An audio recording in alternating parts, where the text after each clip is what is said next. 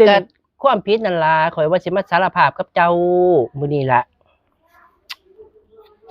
เฒ่า ว่า ข่อยขอ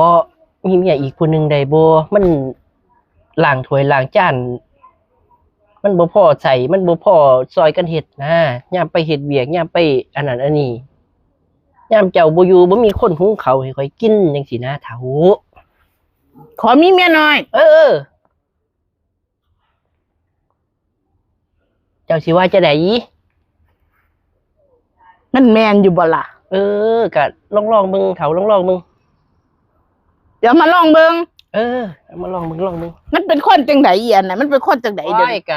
บ่ฮู้แล้วเราก็คน มัน งาม สิดี เติบ บ่แม่นเจ้าเอามันมาแล้วจะสิเอามันมาข่มเหงข่อยเด้ นี่บ่ได้ข่มเหงดอกคันเราเป็นคนดีอยู่แหมข่อยก็มาเว้ากันเบิ่งแล้วเดี๋ยวข่อยสิไปเอาเรามาเว้ากับเจ้าเบิ่ง ขนาดก็เอามันมาให้ข่อยเบิ่ง เออถ้าเขาเดีย คั วน เดี๋ยว มันผ่าน ไป ข่อย ห ก็จะให้มันมาอยู่นำคันบ่ผ่านก็คือ เจ้าต้องให้มันหนีได้ เออเอาจังซั่นล่ะเนาะ ไปขอสิทาอยู่นี่ เย้